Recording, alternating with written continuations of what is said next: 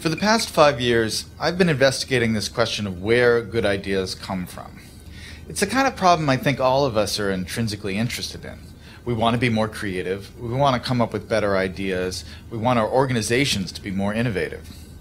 I've looked at this problem from an environmental perspective. What are the spaces that have historically led to unusual rates of creativity and innovation? And what I've found in all of these systems, there are these recurring patterns that you see again and again that are crucial to creating environments that are unusually innovative.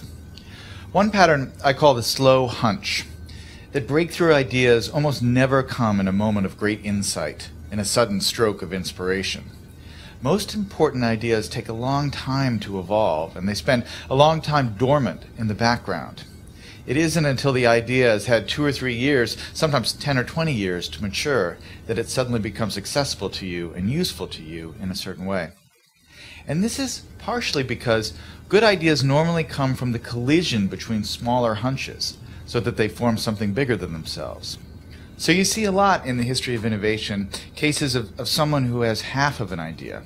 There's a great story about the invention of the World Wide Web and Tim Berners-Lee. This is a project that Berners-Lee worked on for 10 years. But when he started, he didn't have a full vision for this new medium he was going to invent.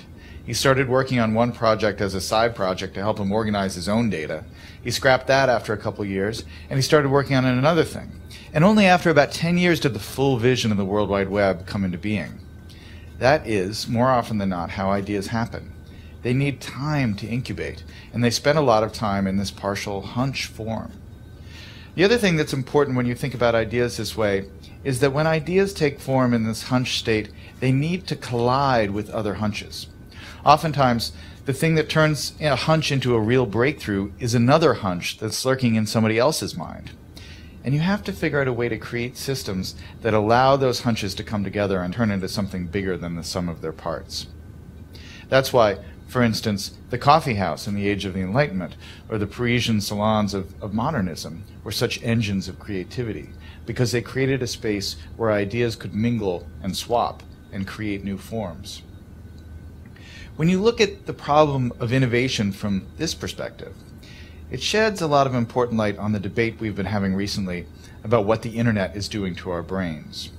Are we getting overwhelmed with an always connected, multitasking lifestyle?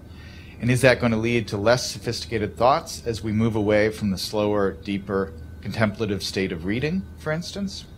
Obviously, I'm a big fan of reading, but I think it's important to remember that the great driver of scientific innovation and technological innovation has been the historic increase in connectivity and our ability to reach out and exchange ideas with other people, and to borrow other people's hunches and combine them with our hunches and turn them into something new. That really has, I think, been, more than anything else, the primary engine of creativity and innovation over the last 600 or 700 years. And so yes, it's true we're more distracted. But what has happened that is really miraculous and marvelous over the last 15 years is that we have so many new ways to connect and so many new ways to reach out and find other people who have that missing piece that will complete the idea we're working on, or to stumble serendipitously across some amazing new piece of information that we can use to build and improve our own ideas.